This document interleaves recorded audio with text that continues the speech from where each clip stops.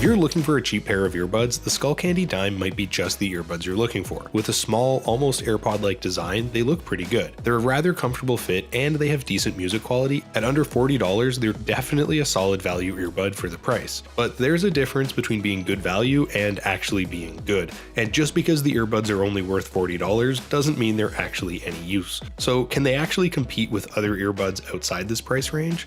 Well, I tried them out to find out, and let's get into the video. The Skullcandy Dime earbuds come with a surprisingly good build quality. They're made mostly from a solid plastic exterior that actually feels pretty durable, so they can withstand some accidental drops. They have a solid IPX4 water and sweat resistance rating, which makes them suitable for the gym and other outdoor use, although they're not to be submerged. Overall, I thought the fit was relatively comfortable and they didn't retain heat, but some of the components did start to feel uncomfortable over time.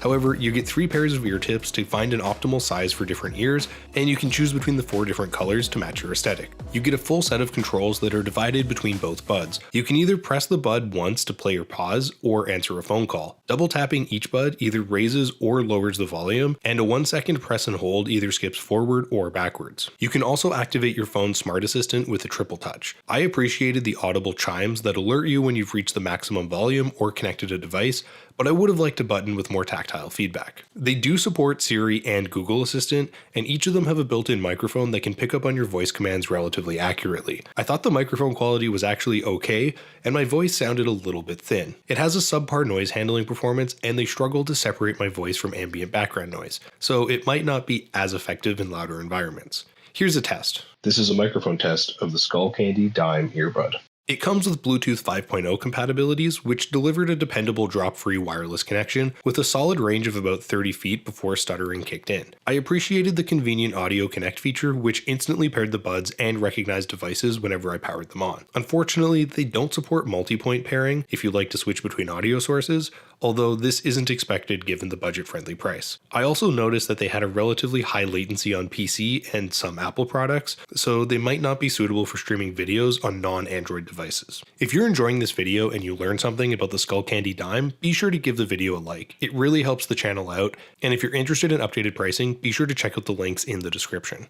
I also thought the battery performance was somewhat subpar compared to the competitors. The modest 20 mAh battery capacity delivers only 3.5 hours of continuous playback, and this is significantly less than the VUNEX Sound Element's 5-hour runtime, and they take around an hour to completely charge. You also get the charging case with a 150 mAh battery that carries an additional 2.5 charges, and that provides around 12 hours of total playtime. But they lack the sleep mode to automatically preserve the battery, so it feels shorter than other earbuds. They allow for both stereo and mono use, and you can conveniently use one bud at the time while the other one charges simultaneously. I was actually impressed by the audio performance, and it uses a 6mm driver to deliver a warm and surprisingly bass-heavy sound profile. The bass accuracy is actually excellent, and it doesn't overpower the other frequencies or bloat the soundstage, and the frequency response range is consistent and impressive. I actually thought the mid-range presence was excellent, even though the treble is slightly underemphasized and it can lack some clarity.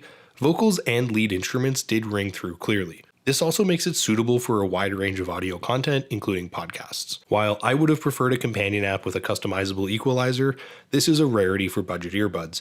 And the Skullcandy Supreme sound signature sounds surprisingly solid. They also don't leak a lot of noise, so nearby people won't be disrupted by your audio in most environments. They lack active noise cancellation, and they do struggle to block out bass-heavy noise, which might not suit some commuters. But they do offer a satisfactory passive high-frequency noise cancellation. So are the Skullcandy Dime earbuds worth the sub $40 price tag? Absolutely. Are they actually worth buying? Well, considering the inexpensive price, I would say that if you liked what you heard and you're on a tight budget, then they're definitely worth the solid price. But there are some other options to consider in this price range. The VUNEX Sound Element Duo offers a better battery life and a higher water resistance rating, and it gives you a little bit more of a balanced soundstage. But they're about $20 more expensive, which is significant at this price range, and they have a smaller Bluetooth range.